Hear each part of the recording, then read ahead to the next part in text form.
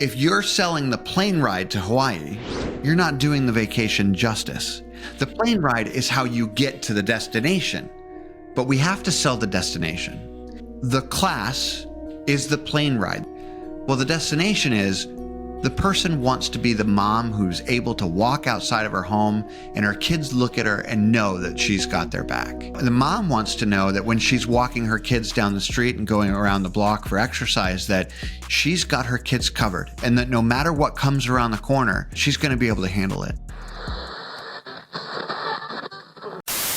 Welcome to Gun Club Radio. My name is Aaron, and today we have a great conversation lined up with Andy Hallinan, who wrote the H30K method and over the years has trained what he claims 30,000 people how to fire a firearm, how to shoot gooder with a gun. And I think just based on this book, some of the methods, some of the marketing methods that he's used, and how he's found a way to connect with his students in a way that goes a little bit deeper than just a transaction, and he wants to teach you how to do that too.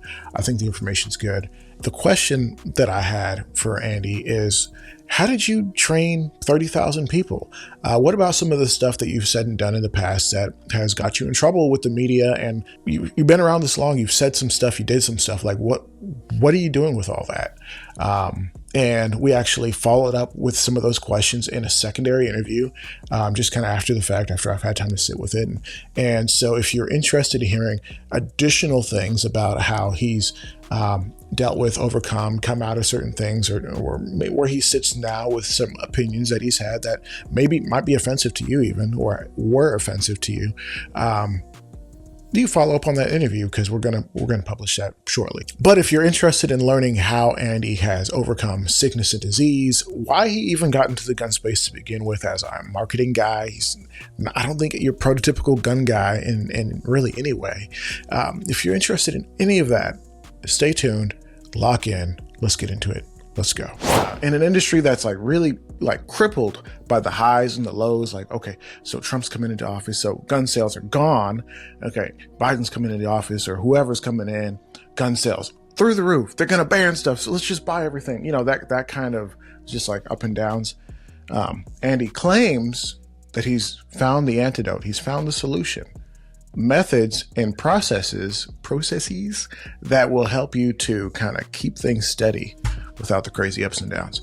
And I'm sure if I got any of that wrong, he'll correct me. But anyways, Andy, welcome to the show. Yeah, thanks for having me, Aaron. Yeah, for over the last 15 years, I've trained over 30,000 people in firearm safety. And so about 6 years ago, I woke up and said, I'm darn good at this. I bet other people need, other instructors need help. And so I entered into the coaching world. And so my legacy really is going to be that instead of training another 30,000 and kind of that being my legacy over the next 15 years, I said to myself, if I find other firearm instructors and I help them find their 30,000, now my legacy is even bigger. And so that's what I dove into. Yeah. I mean, at the end of the day, it sounds like a good model. I mean, if you really believe in the Second Amendment and you believe that beyond just two-way on the paper, right? Because everybody's like, oh yeah, Second Amendment. And they don't really think about what it means. They don't really think about the responsibility that goes with it. And unless they do, I don't want to speak for everyone, right? But you need to get training. You need to understand just the truth about your gun, right? And with what you're proposing, that should become a little bit easier for people to get that training, and also for the people who do this training to stay in business and be able to keep doing it. Because there's a lot of knowledge that is lost to guys who, 10 years in or even 3 years in, it's just you know what? I don't think this is working out. I got to go get a real job, That's exactly right. When I first started, Aaron, I was raised in a family that had nothing to do with firearms in Massachusetts, right? And in my 20s, I sold my first business and I started working with Sony and Gillette and all these big companies as this marketing guy. But again, I had nothing to do with firearms. And then the Aurora 2012 Batman massacre happened. You remember that one, right? Yeah. Dude walks in with an AR and just takes out a bunch of people. And that was the first time that I realized the value of the Second Amendment. And I literally quit my job, bought my first gun, became an instructor, and I knew it was my destiny to change that, to stop that from ever happening again. But I couldn't fill my classes to save my life, even though we were the good guys doing good things, right? And at the time, it was about 2012, 2013, ISIS was growing big. And they were taking territory and they were taking lives and they were, doing these crazy things. And I remember sitting down with my team one night and I said to him out of frustration, I said, how is it that ISIS is growing and, these evil people, and here in, Florida where we are, we can't get the good guys to do anything. And that really had me go down this path of trying to discover why ISIS was growing and really why movements work. And so I started studying every movement I could think of, from the good ones like Christianity to evil ones like Nazi Germany or weird ones like Waco, and just really understand the points of it. And once I understood that, I transformed my business from just a business to a movement. And so when you mention, Aaron, that it's really important to get people trained, we made training something irresistible. With our tagline, number one is get armed, get trained, carry daily. And it's in that sequence for a reason. But more so, the 5 points that I write about in my book, the H30K method, is that we need to give people an experience.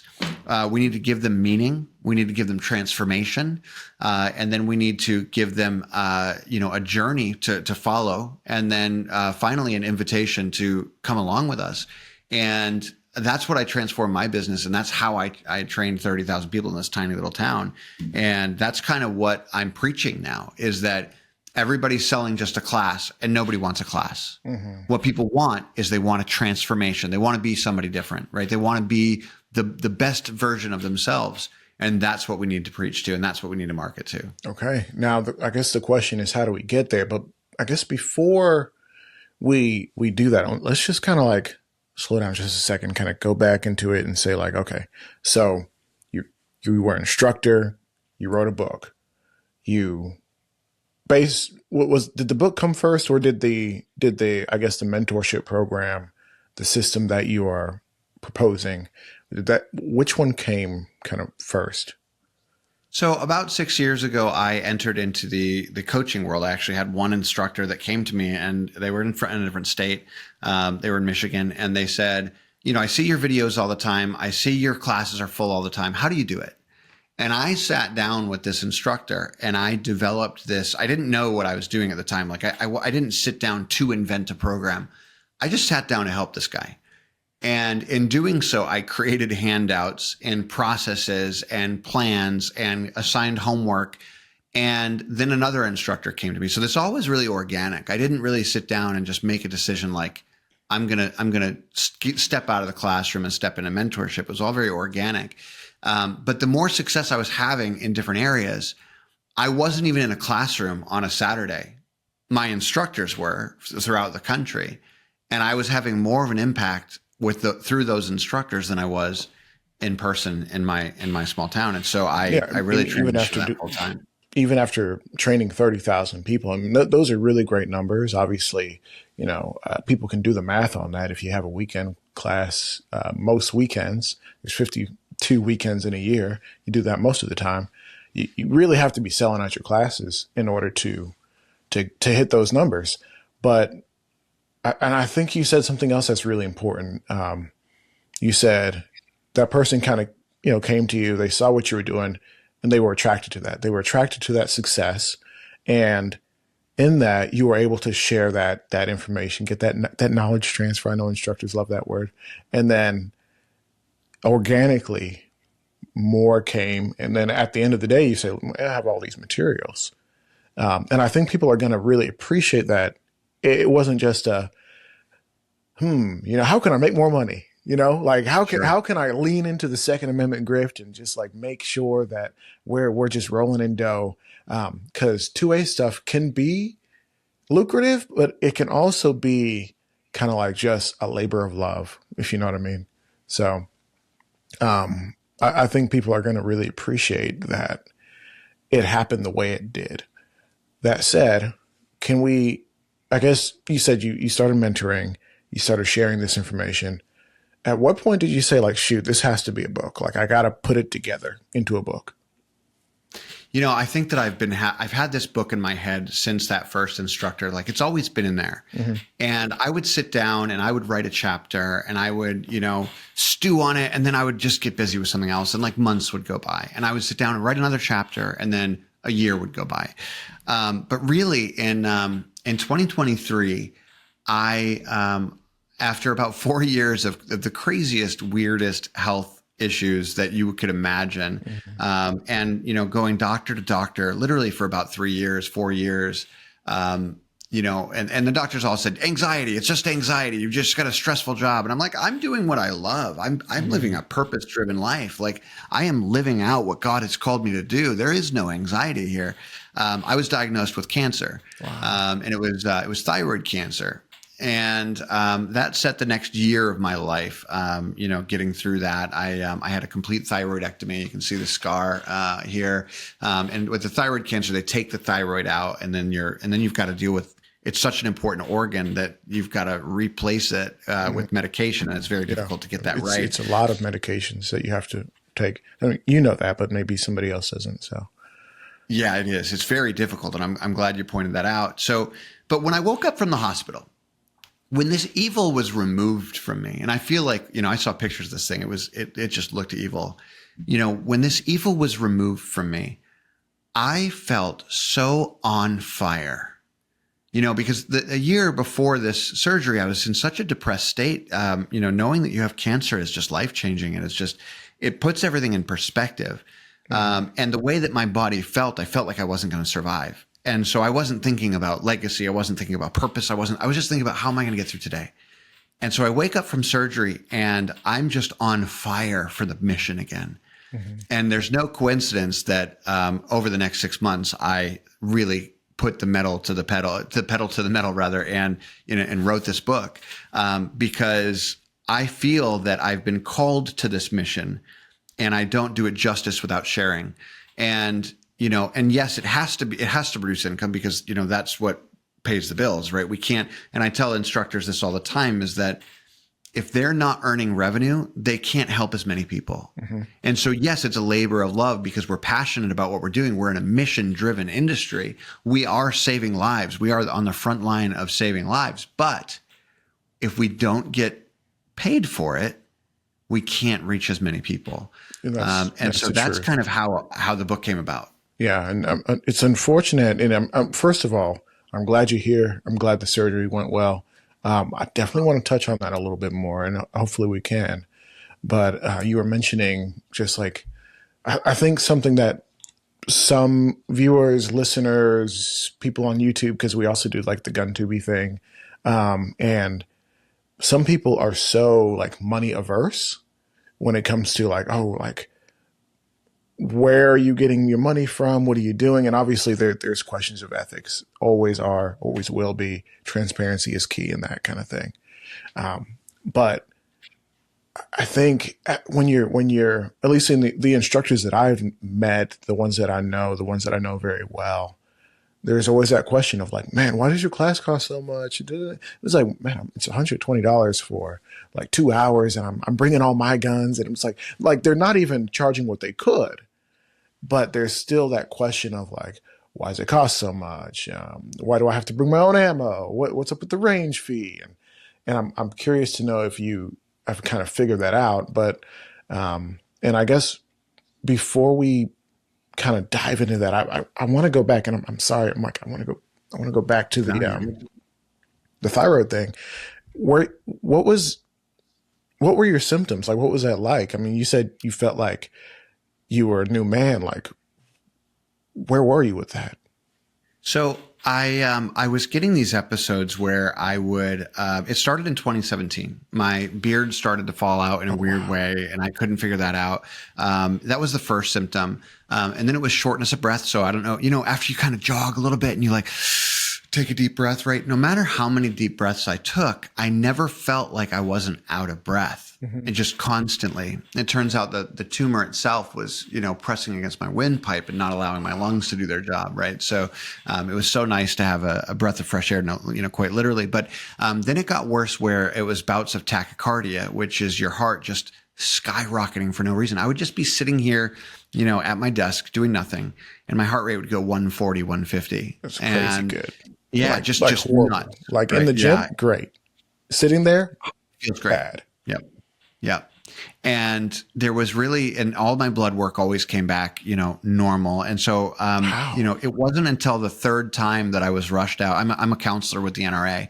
And so it ended up being to a point where I was pulled out by ambulance from my instructor program. And keep in mind, I would have instructors fly from all over the country to be certified through me and, learn the process of getting certified as an, basic pistol instructor and then fly home. And so this was a big responsibility for me.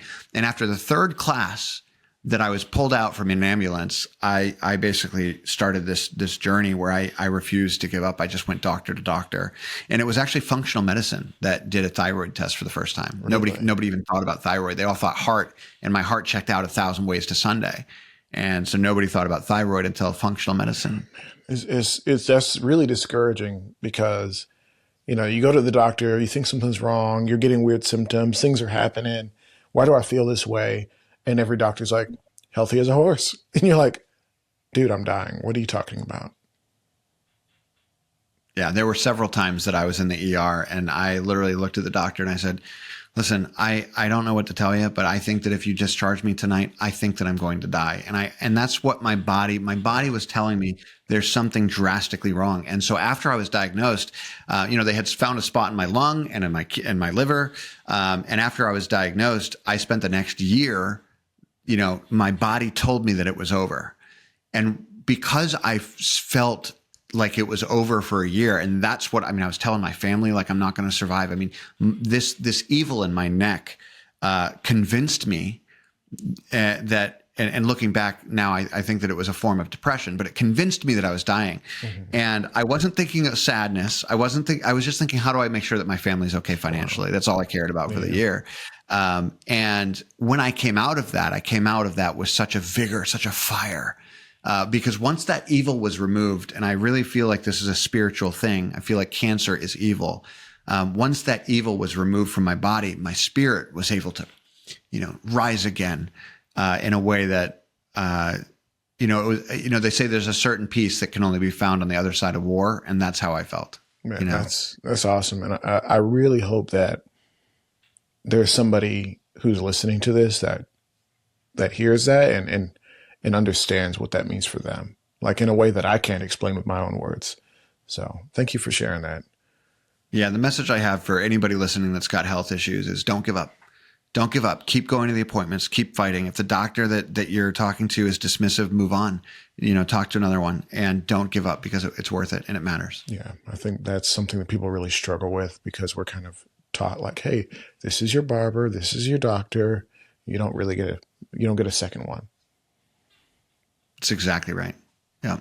We've got to fight. And just like we fight for the Second Amendment, we never give that up. And, there's, 2 steps forward and 2 steps back. There's 2 steps forward and 2 steps back. The health fight that we have, individually needs to be looked at like that. And I know so many people that say, I'm never going to go to a doctor. And, they've had 1 or 2 bad experiences, but we get one life to live and it's ours. And we need to do everything we can to protect our lives from the dangers externally from our homes and our, the people that want to, come in the middle of the night, but also the evil that, plagues us inside our bodies. We need to protect ourselves from that, just equally as well. Yeah, no, absolutely. And now we were talking about, I guess, the financial side of things. And I'm sure you address that in the book somewhere. Is that like the first thing or the last thing? Because I kind of want to go through some of the major points of your book. Full disclosure, I haven't read it yet, but I'm really curious to kind of pick your brain on what's in it for at least like bullet points, Yeah, no, I appreciate that. I'm just looking at my chapters here. Chapter 13 is the price reflects the promise. Okay. And so one of the things is, and I mentioned this before, one of the things we do as instructors is we get so caught up on selling classes, just like you mentioned, like it's a $120 class. Well, when we're selling a class, I feel like it's selling, let's say this, if you're selling a trip to Hawaii and you are trying to get somebody to buy this vacation to Hawaii. Very expensive. If you're selling the plane ride to Hawaii, you're not doing the vacation justice. Mm-hmm. The plane ride is how you get to the destination, but we have to sell the destination. And so when we look at that as instructors, the class is the plane ride. The class is the way you get to the destination. But what is the destination? Well, the destination is the person wants to be the mom who's able to walk outside of her home and her kids look at her and know that she's got their back. And they know that even if dad's not around, mom's got it. You know, the mom wants to know that when she's walking her kids down the street and going around the block for exercise, that she's got her kids covered, and that no matter what comes around the corner, she's gonna be able to handle it. The dad wants to be able to not just go to work and provide for his kids, but provide for his safety, you know, the kids' safety 24 hours a day, 7 days a week. You know, the pastor in front of his church, where does he want to be? Well, not only does he want to be shepherding his flock to a closer relationship with their creator, but he wants to make sure that his flock is safe. You know, and in Luke, you know, Jesus said to his disciples, you know this, you know, sell your cloak and buy a sword. And so when we're instructors and we're selling the class, we're selling the plane ride, and we're not focusing on the destination, we're not doing it justice. Well, that's one problem that we have. And another problem that we have is that 90% of our students that come to us to fix a problem in their lives, right? And you know, they take one class and the solution is there. Mm-hmm. But we all know in the gun world as instructors that if you take one class, no matter what the class is, I don't care if it's an 8-hour class, you're not where you need to be, right? Yeah. To fly an airplane, a private aircraft, you've got to go to 40 hours of training, you know, to fly, you know, an airplane. And we have people that take one gun class for 4 hours and think that that's enough. So what we need to do is we need to get to a point where we're selling the destination. And what I've discovered is a way that, you know, when you think about karate, you know, we all know they start at white belt and they end at black belt. And the dojo wins out because there's a long process to get there. And that student is paying a lot of money to get there. But the student is really investing in themselves and they're going through this journey. And, you know, it doesn't happen overnight. And we have almost nothing like that in the gun world. And the question is, why not? Unfortunate, actually. That's huge. Now that you mention that, if somebody once upon a time told me, and this is an instructor out of like Philly area, who was plugged into all the major like high end guys, and he's like, you know, this is like a martial art, which is interesting because you can become very proficient with a firearm, I believe, much faster than traditional martial arts. You know, being that traditional martial arts, that you're expected to train for 3 to 10 years before you're competent. I'm not saying you can't throw a punch, but you're not a black belt. Now, on the other side of things, you can kind of work out some of those fundamentals. You know, get those first 3 classes. Go home and dry fire a ton, watch a couple of YouTube videos, and over some time, for me, I feel like it was actually a few years before I was truly at a level that I was like, I know that I'm okay. I'm not a professional, but I'm okay. Why don't we have that?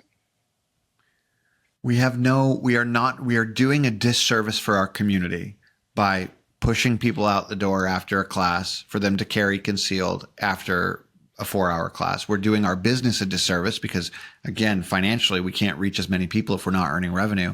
And we're doing that person a disservice because if they have to draw and use their firearm in a self-defense situation, they are not as prepared as they could be. And so to me, selling the destination means selling all of the classes at once.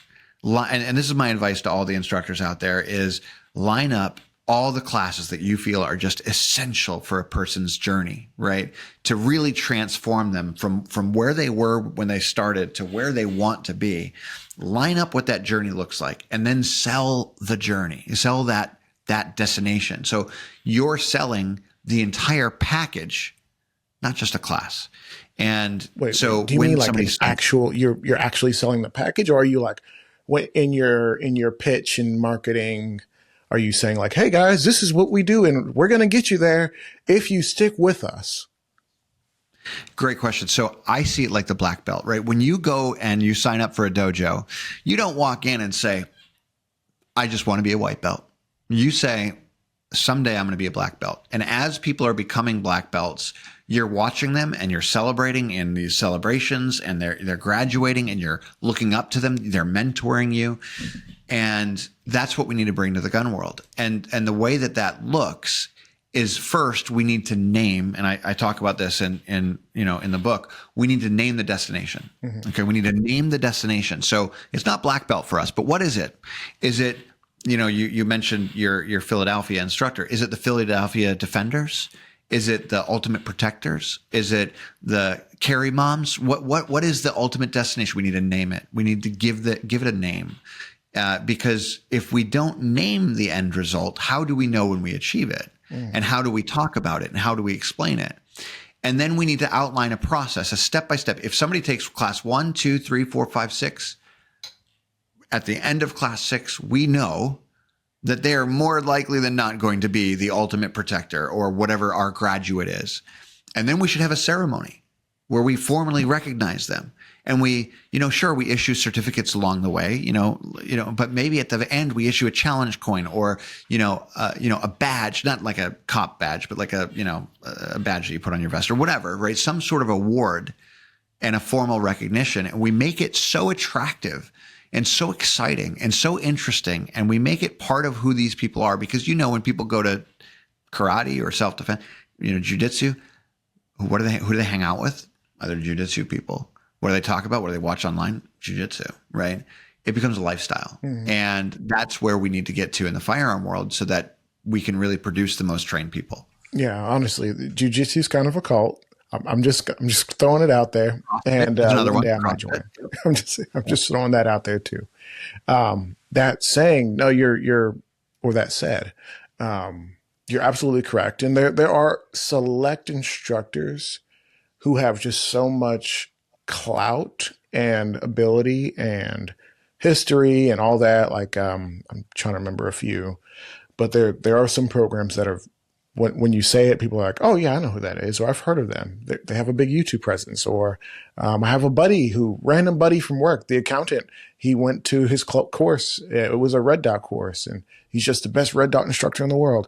And certain select people can get the challenge coin, and there's like 2 or 3 tiers of coin, and one of them you got to sub-second draw to a shot, and you're like, okay, that's tough. But a challenge coin that says you did it would be nice. People are like, well, what have you done? Well, I did get the challenge coin. No big deal, So that is smart. And I wish more people would do that. And I wonder what would happen if more people did it. Well, what would happen is, you would have, for instance, I mean, my training was in this tiny little town, population 15,000, right? It's called Inverness, Florida. There was no shooting range within an hour distance, right, of any of us. And so I had to build one literally in my backyard, but it was this tiny little range at first that I used a little tiny shovel because I couldn't afford the machinery to actually build a range. And ultimately it's still in use today, as a really fully functional range. Nice.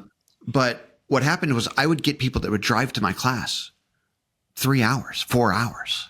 They would, follow me, follow the videos online, and every class, right? So a couple other things that we did is every class got a photo taken and we put the photo on the wall. Another thing we did was everybody that took the class signed the wall, right? So we made this a community, a whole community thing. Mm-hmm. And of course we had, automated systems that increased our reviews and our, follow-up with our students so that when they did leave the class, they got an email, a week later inviting them to the next step, right? And so we nailed this down pat. But what happens is, to answer the question, what would happen is that, you would dominate your competition because your competition is still selling classes.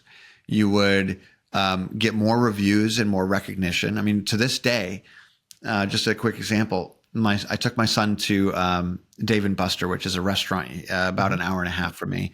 You're familiar with Dave and Buster? Yeah, arcades and everything.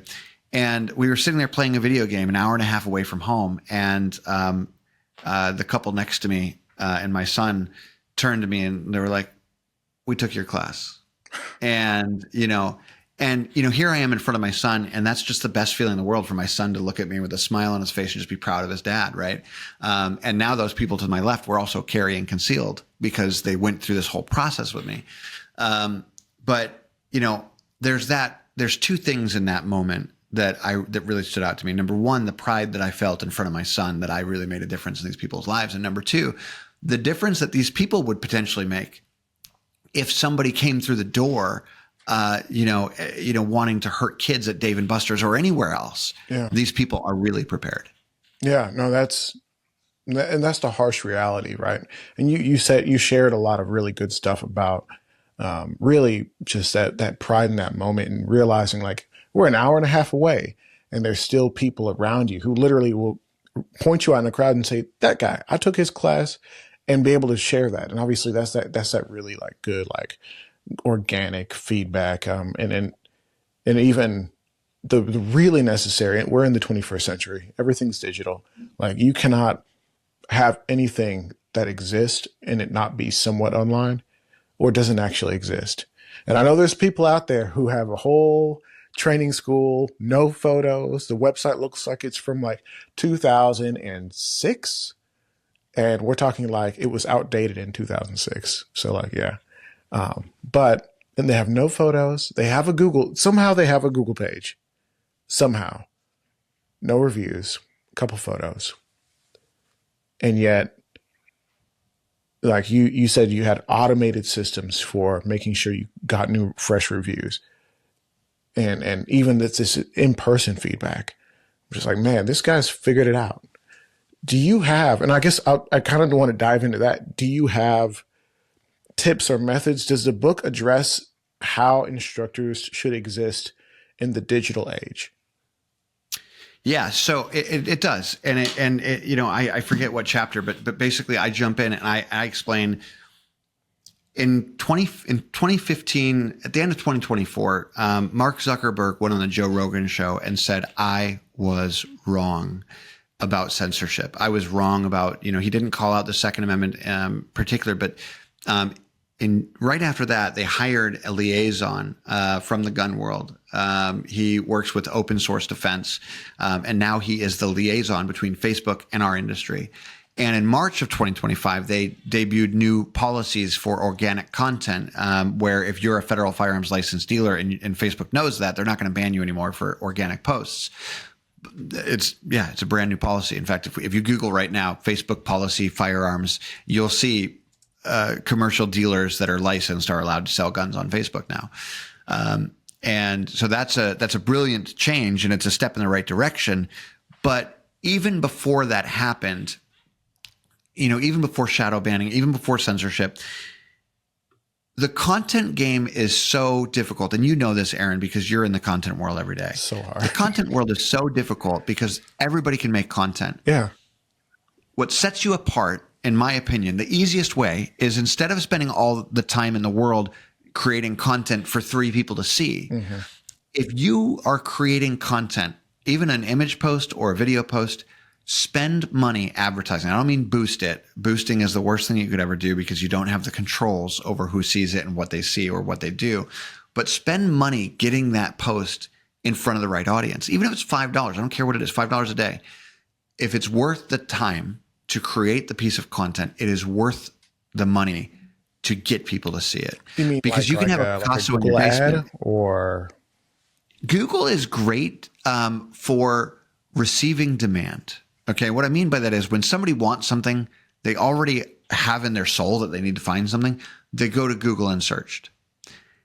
What Facebook allows us to do is to create the demand. So with Google, we're just receiving the searches. With Facebook, we're actually stopping people and we're making them want something that they didn't want or they didn't think about earlier that day or earlier that week. And with paid ads, we can do that. In fact, today I just made a video. I'm literally holding an AR-15. This is a Facebook ad that's on Facebook right this second. I launched it already. And I'm holding an AR to me so I can just sit there and marvel at the fact that you're holding a gun on Facebook and you're not completely zucked. Exactly. And I say in the ad, I said, firearm instructors, I'm holding this AR-15 right now to prove to you that you could run ads with guns in them. You just need to get approved first. And Facebook actually has an approval process to get approved to run gun ads on Facebook and fill your closet. Yeah. That's incredible, because and I don't know if Instagram's changed much in that regard, but I assume because it's Meta, there is some sort of flow through. And maybe I shouldn't be personally investing more into Facebook. I'm not an FFL, and I'm just thinking, well, maybe I should be, for the sake of being able to, share content and it not have it just be completely destroyed instantly.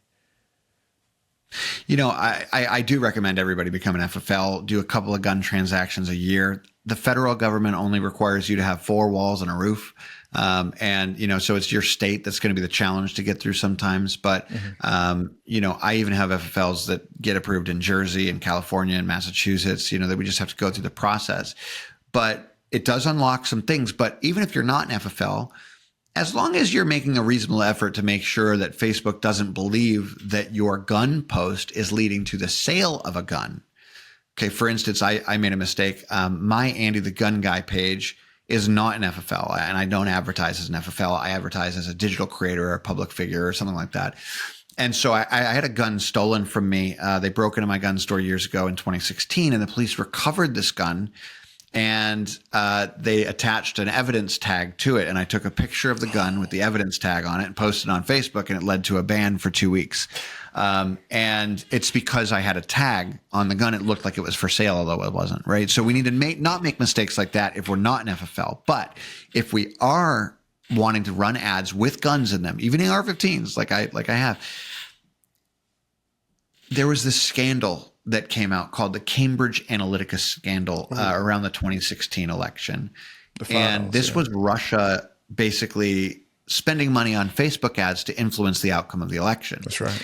And to combat that, Facebook created this policy where if you're going to run an issue on social issues, elections, or politics, you have to get approved. Well, Facebook at that time categorized firearms, because a lot of times firearms are just naturally political, as a social issue.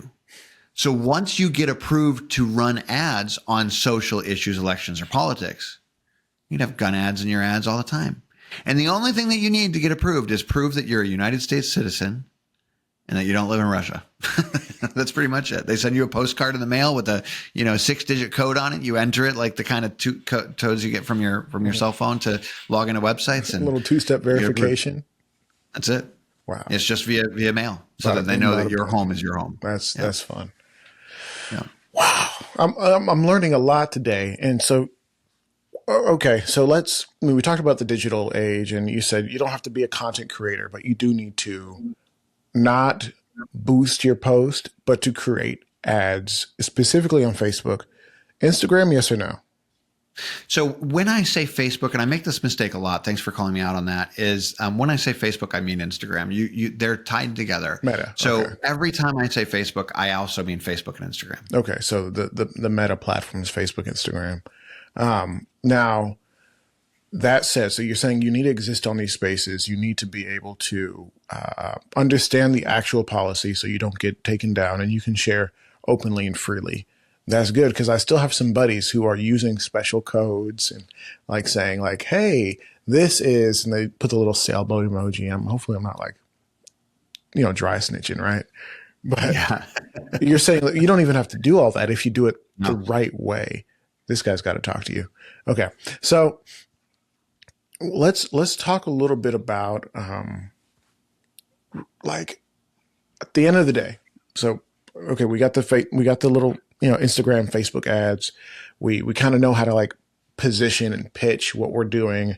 And really they should probably just go buy the book, because there's over 13 chapters in there, and we're not even touching on like more than 3 or 4, like if we're being for real.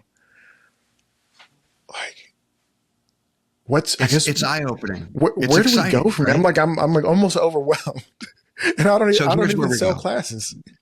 Here's where we go, is that here in Florida, we just allowed open carry for the first time. Mm-hmm. And this has been a long time coming. And so I as a Second Amendment advocate, I have an interest in educating the entire community and the state about what's going on. Well, the traditional way of advertising, and we're not leading the open carry discussion. Open carry, allowing open carry is a step in the right direction. It's true constitutional carry in Florida now, and that should be celebrated, right? So, regardless of whether people are actually going to do that or not, that's not my business. My business is to educate. Yeah, it's personal choice, exactly. But that said, is that I want to have the biggest open carry event that Florida has ever seen. I've already led the other 3 biggest events that open carry has ever seen.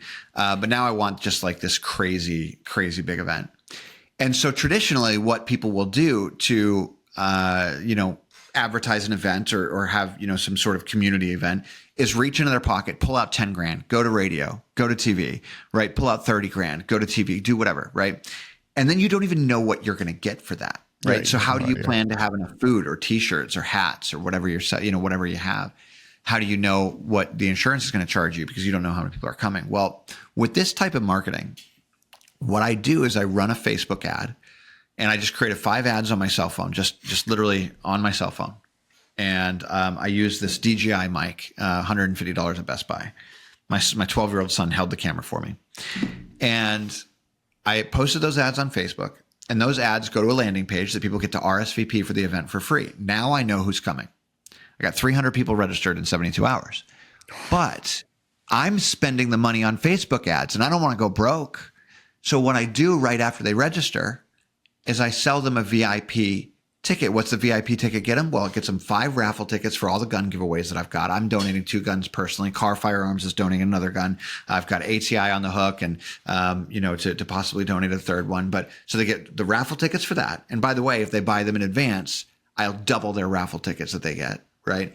They get a t-shirt and they get a meal ticket to eat the barbecue food. I pay for that, through this.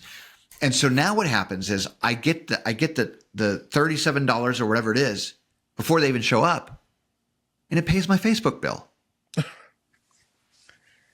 Okay. So there's a method to the madness where you can show people what the event is, get people to show up, create massive social proof, and create that movement that is really required so you can show other people what we're doing. Like if we are, sometimes I feel like gun guys are treated almost like that weird, and I'm not trying to be derogatory, but that nerd in school who's like in the corner, just like drawing in his notebook. And it's like, no, like we're just like you. In fact, we are you. There's recent events that happened. And I think a lot of people were shaken up by these recent events because for a lot of people, they look into the eyes of the person that was affected by said events. And they're like, we're not that different. Like maybe we don't align on almost anything, but like I'm seeing myself in you, And so I think those in-person events, like what you're talking about, are important because as we see the accountants, the dads, the moms, the soccer moms, there's just the regular human beings pulling up and saying like, hey, I'm not ashamed. I'm not afraid. I'm here. And we're a community and we're growing together. Like we can see humanity in each other's eyes and identify with that. That's what I believe. Maybe you have something different. But. So, people ask me, what my real message is, right? And it's not to get armed, get trained, carry daily, but why? And the answer is that every human life is equally valuable. Mm-hmm. Every human life, regardless of race, religion, background, country of origin, every human life is equally valuable. And because it's so valuable and sacred, it must be protected. And how do we protect it?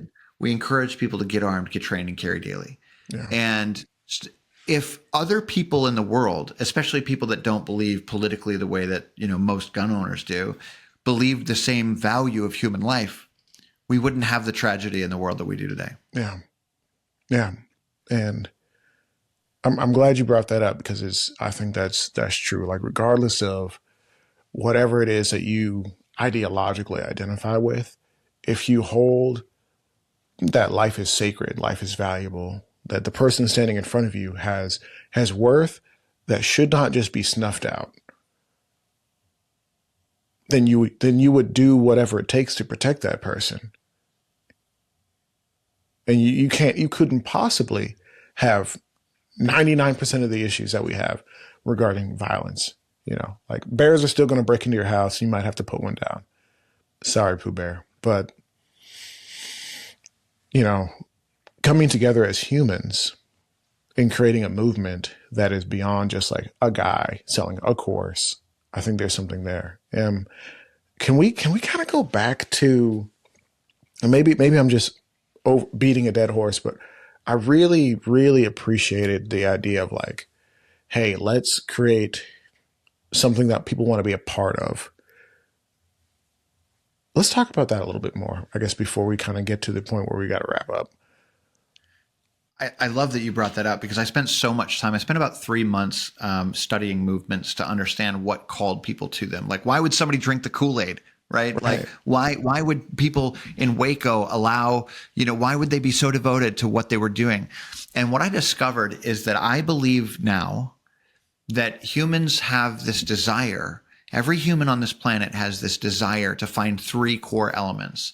And the first one is a sense of purpose, right? Like a sense of belonging.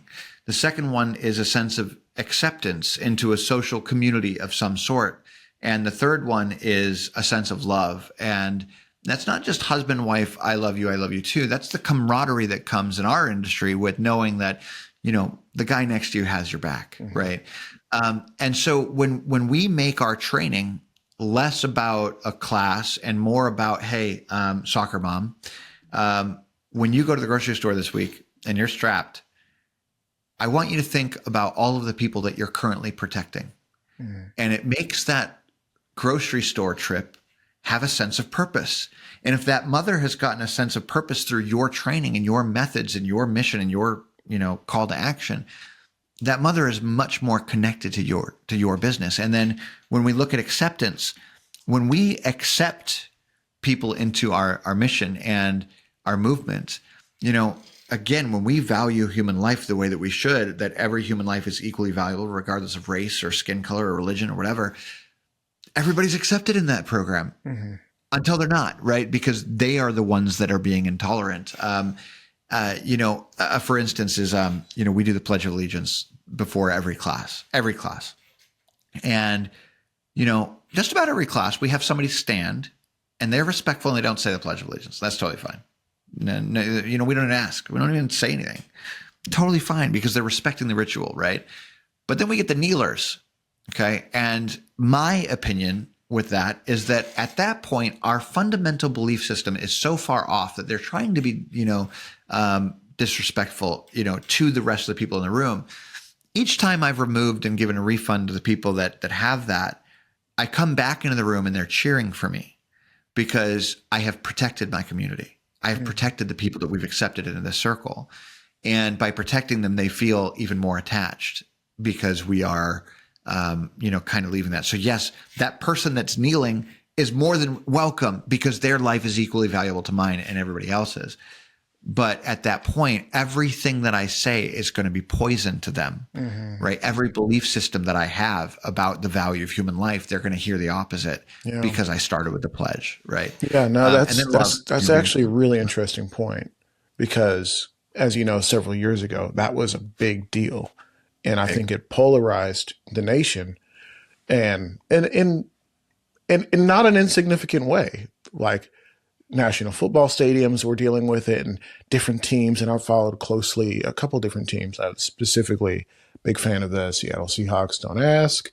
I'm not from the States.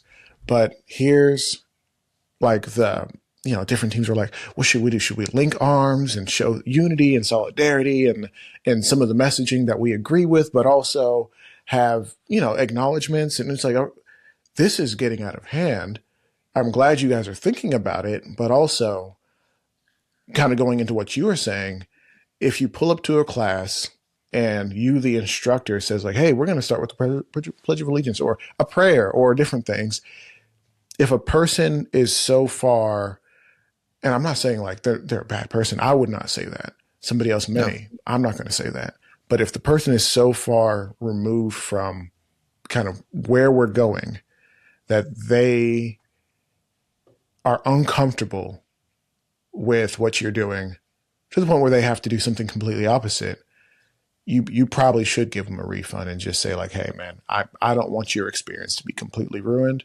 I don't want you to look at gun people like we're just savages and we're this and this and that. So I'm not even going to make it a big deal.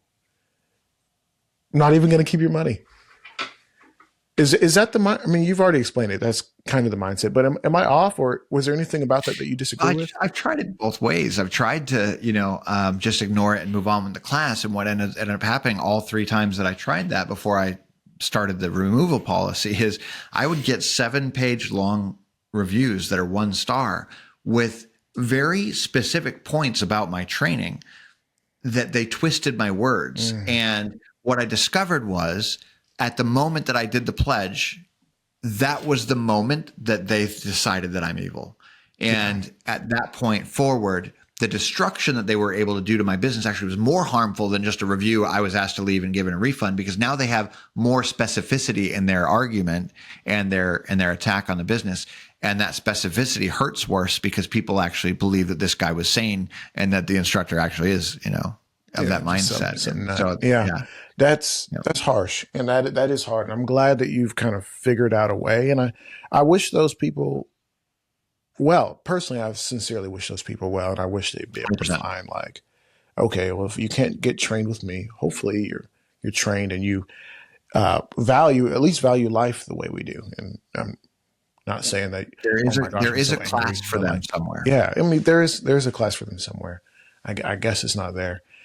That's such an interesting, because I've never seen that, but then again, I don't live everywhere. I know Florida is kind of a melting pot of different ideas from different places, and people are so varied. I live in Texas right now. It's kind of, depending on where you go, it can be, but, man, so we were kind of talking about, and I know we're kind of short on time, but we were talking about like building that community, building that camaraderie. You studied these systems. There's certain moments like when you say like, hey, listen, I'm going to have to remove you from the class. It's not personal. This is for your own good. And other people understand that you are protecting kind of that space, that environment. Good on you for that. Are there any other like major points that somebody, an instructor, an aspiring instructor can say like, okay, I'm going to try this. I'm going to try to implement this into what we're doing. And if it works, I'm going to call and I'm going to try to book a mentoring session. I'm like, is there one more nugget you can give away for free? I feel that, again, when we look at the 5 tenets of the book, it's give them an experience. And when I'm talking about an experience, I mean shut off PowerPoint. Have a slide that welcomes them so they know they're at the right place, then shut it off. No more PowerPoint. And everything they see, feel, hear, touch, and smell should be a design by you. So the moment they see the outside of your course, to the moment they close the door to the shooting range behind you, everything they see, feel, hear, touch, and smell should be a design by you for the best possible experience. Be heavier on hands-on and less heavy on the PowerPoint boring, stuff. That can all be trained after class, but in class, they're there for a reason. They don't need to be having their nose in a book, right? Okay. They need to be, hands-on, learning the skills. Teach them in a book after the class in an entertaining way. So then, that's the first tenet is give them a good experience, and then give them meaning, right? Again, make it not about a class. We're selling the meaning behind it. And then the third is the transformation. So, speak to them in that transformation. So if you're making a piece of content or a video or an ad, an image, whatever, just call out where they are and who you're talking to. Teachers that are, wanting to make a difference in the world, whatever, whoever you're talking to, identify where they are and clearly outline where they're going to be. And what do they have to get there? They have to take your class, right? They have to jump on the plane to Hawaii. And then, and by the way, we're doing that on Saturday at 9 a.m. and we want to invite you, right? And then again, that transformation, that's the transformation. Then the journey, which is bigger than one class. So if you get them into one class, Sell them the whole transformation. Sell them the whole journey.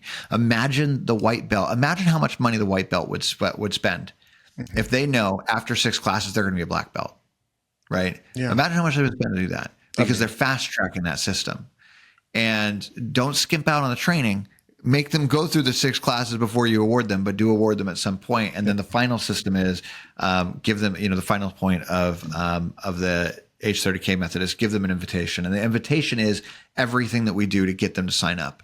Like I just mentioned before, our ads, our emails, our automation, that's the invitation side of things. And if you don't give an invitation, they're never going to sign up. Yeah. Well, I'm sure there's a lot more detail in the book. I mean, it's not a skinny book, but it's also not like Harry Potter, It's so true. Yeah. So I sincerely hope that if somebody, just based on what we've talked about, I'm going to go ahead and make a pitch. You've not paid me to make this pitch for you. You've not even asked me to do it. I'm just thinking like, man, based on what I'm hearing and what I know about what my guys who are instructors deal with, if you found value in this book, like, go buy it. Like, just go buy a copy, because stuff like this is not really out there. Like, how many books you wrote the book on how to be a good firearms instructor? Like, yeah, like not just how to be a great firearms instructor, but how to get people to fill your class. There's no other book in the market in the gun world about getting people into your classes, but it's equally valuable for gun store owners to get people through the front door. Yeah. Because gun store 1 and gun store 2 sell the same Glock. Why would somebody go to gun store 1 over gun store 2? Because the price is the same. Mm-hmm. The distance is the same.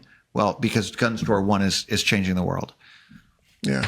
Well, I guess my last question is, and then we can maybe tell people where to find you, is going back to that kind of like the second question I had, price. Like, are we charging more because we have a better experience, or do we kind of have to stay competitive? Or are you doing like my old Krav Maga dojo, where they were like, hey, listen, we're going to have a free women's self-defense class on Saturday. And really that's kind of how you start to kind of glean people in, because they're like, wow, this is really hard. I think I want to learn more. No, that's a great question. I have a training aid, as an instructor, we have training aids. I have a training aid on my desk, and this is a funnel. Okay. So when you're pouring your oil into your vehicle, you could spill, make a mess, waste money pouring, missing the channel. So with a funnel, it automatically gets all of that oil in one place, saving you time and money. Right. So our free women's class is the top of the funnel. And why are we doing that free women's class? Is because we want them to be in the bottom of the funnel, right? Where do we want them to go? We want them to become the ultimate defender or the ultimate protector, whatever it is we call our destination. But we need to do a lot up here to get people into the funnel, to get the oil into the funnel. And so as far as price goes, if you're selling and I want all instructors to hear me, and this is going to ruffle some feathers, and I totally understand because I've been doing this a long time and talked to a lot of instructors, but if you're selling a $120 class, what a lot of instructors do is they look around in their area and they look at their competition and they add up all the competition, they come to the average, and then they create their price slightly under that. And they're like, I'm going to be just better priced, right? Mm. And the problem with that is that when you're attracting students that only care about price, well, if all you're competing on is price, then your price is the only thing that matters. Who you are doesn't matter. Your education doesn't matter. Your certifications don't matter. Your life experience doesn't matter. The only thing that matters is price. It's like, that's why I don't go to gun shows, because I'm selling the same Glock that everybody else is. And so the only thing that matters is price. And you're not going to get repeat business. They're not going to come back for more. They're not going to invest in your movement, right? They only care about price. When you make your price high enough to the point that your price is becoming like, when we look at a BMW, okay, when we know that buying a BMW is more expensive, but buying that BMW is looked at as a kind of a status elevated situation. And for a million different reasons, people choose the BMW over the Ford sometimes. We want to focus our business on the BMW customers because it allows us to reach more of the Ford customers, right? So we can reach everybody better when our business is making money. But what I like to do is sell a package So I get them in for the free women's class, or I get them in for a discounted thing, or I get them in for an event, or I get them, and then I pitch to them, and I pitch the mission that I'm on. And if they want to become part of it, here's the journey to go from white belt to black belt.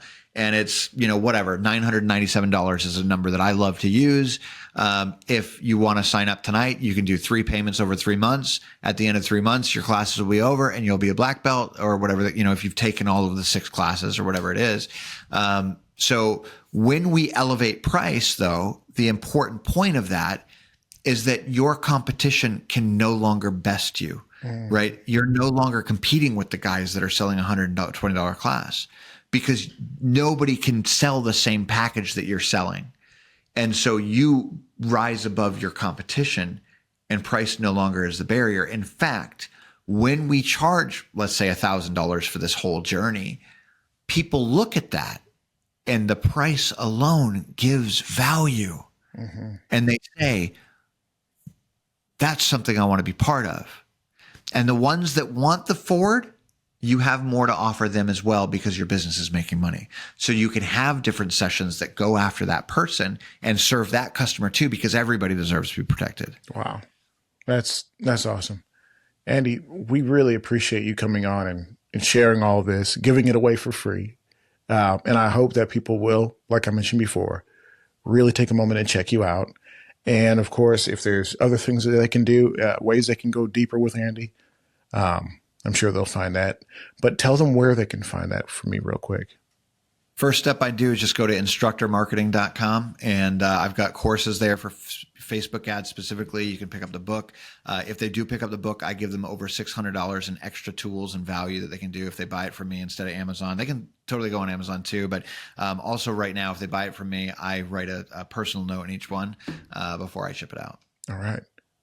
Thank you so much, Andy. Great to meet you. All right, guys. See you next time. Peace.